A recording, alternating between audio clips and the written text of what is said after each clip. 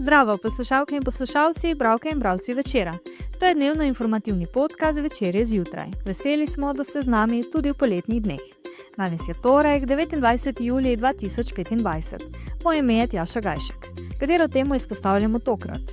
Kdo je Andy McGrath, pisec biografije Tadeja Pogačarja, slovenskega šampiona, ki je znova že četrtič oblekel rumeno majico?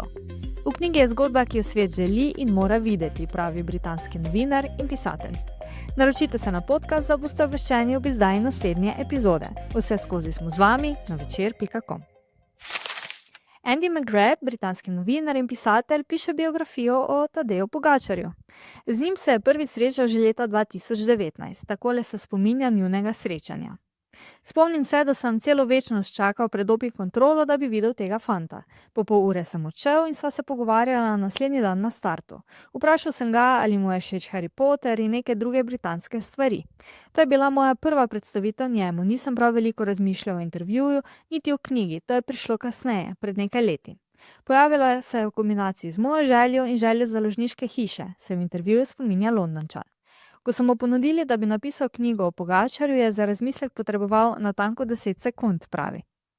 Izid knjige je predviden v začetku leta 2026, pisatelj pa si želi, da bi bila knjiga prevedena tudi v slovenščino.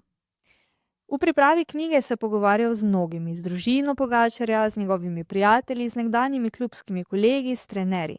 Spoznal je, da Pogačarjeva pot ni bila lahka, pravi v intervjuju. Kot mlad je bil fizično manj razvit in se je moral dokazovati s taktiko in psihološko močjo.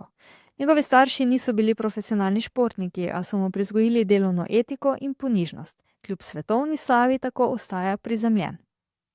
McGrath Pogačarja primerja z velikani, kot je recimo Usain Bolt, predvsem zaradi njegove karizme in magnetizma. Po njegovem je slovenski as eden najbolj delovnih športnikov, čeprav na družbenih omrežjih deluje zelo sproščeno. Meni, da je Pogačarjeva zgodba nekaj, kar svet preprosto mora spoznati. No, kot novinar je pri pisanju knjige zasledoval predvsem Pogačarjevo večplastnost, njegovo osebnost, družinsko ozadje, trdo delo, pa tudi zgodbo ekipe, pri kateri kolesari, ki se je po njegovem mnenju iz srednje ekipe povzpela v vrh tudi zaradi Pogačarja, a še bolj zaradi strateškega kadrovanja in finančnih vložkov. V intervjuju razmišlja tudi o dopingu in opozarja, da mora novinarstvo pri tej temi ostati pozorno. Pogačar pa se po njegovih izkušnjah vedno spoštljivo odziva na vprašanja o tej temi. Dodaja, da današnji šampioni živijo skoraj menihovsko življenje in je sistem težje pretentati. No, seveda se v intervjuju dotakne tudi rivalstva z Jonasom Vingegaardom, ki ga vidi kot pomembnega dejavnika priljubljenosti kolesarstva.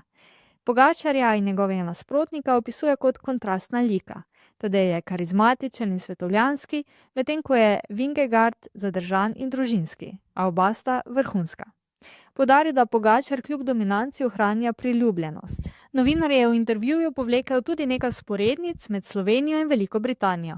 Takole pravi: Slovenci jemljete za samoumevno, koliko športa imate v šoli. Poglobil sem se tudi v slovensko izobraževalno politiko in vem, kako je, ampak ne bom vas dolgočasil. Normalno pri vas je, da se preizkusite v košarki, v nogometu, vsem. V Veliki Britaniji to ni normalno, pri nas so tenis, ragbi, nogomet. Temelj je tudi delovna etika, niti ni nujno športna.